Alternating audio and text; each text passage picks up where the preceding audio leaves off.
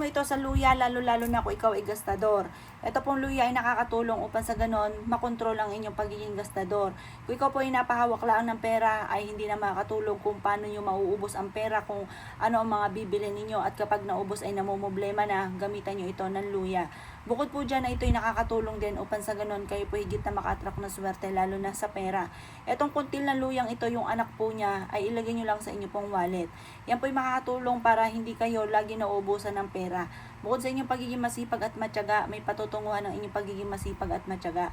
At pagkatapos itong malaking luyang ito, mga bossing ko, ay mainam na mag-wish ka muna. Sabihin nyo po sa pamamagitan nito ay magtutuloy-tuloy na ang pasok ng swerte at hindi na ako muling mamumblema pa sa pera. Maraming pera ang darating sa akin at siksikliglig at umapo araw-araw na maraming pera ang darating. Basta lagi kang positive, mga bossing ko, at ugaliin ang pagsasabi ng mga salita ng mga magaganda. Pagkatapos po, mga bossing ko, ibilad ito sa sinag ng araw. Ito po isabit nyo lamang sa main door po ninyo, mga bossing ko, or ilagay sa ilalim ng inyo pong higaan at ang dulot nito ay maraming pera. Or maglagay ka ng ganito, mga bossing ko, sa inyo pong bag, at ito ay makakatulong para makamagnet ka ng swerte, lalo na sa pera. Ang golden na luya, mga bossing ko, ay nag-a-attract ng masaganang pamumuhay. At ang amoy po nito ay nagtataboy ng malas. Pwede rin naman po na hiwain nyo po siya dito at pagkatapos po, mga bossing ko, ipahid nyo po sa inyo pong palad. Makakatulong po ito para maalis yung buhaya sa palad ninyo. Ang ibig sabihin po noon, mga bossing ko, ay maalis ko ano man po yung pagiging gastador po ninyo. Na parang kapag may napahawak lang na pera ay ubos ng ubos, kinakain lagi ng buhaya. Yan po ang ibig sabihin po noon, gastador po kayo. Ang ibig sabihin na may buhaya ang palad.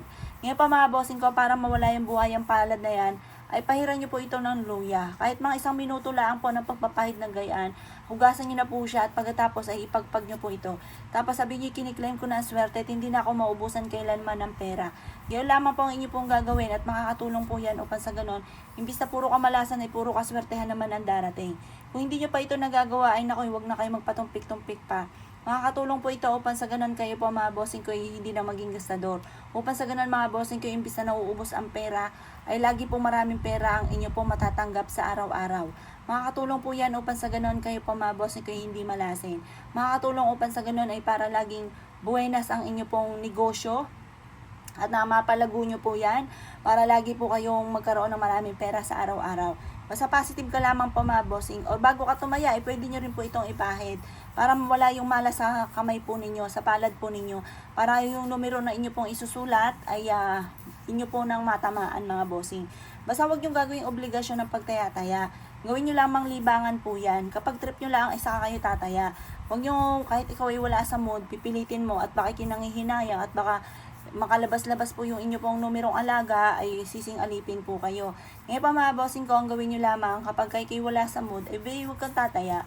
Tapos pag mga boss, pag kayo nasa mood, tumaya po kayo at subukan nyo po ito para mawala na ang mala sa palad po ninyo, mga bossing. Kung ikinaniwala at naisyo po itong gawin, asya, good luck po sa inyo po lahat.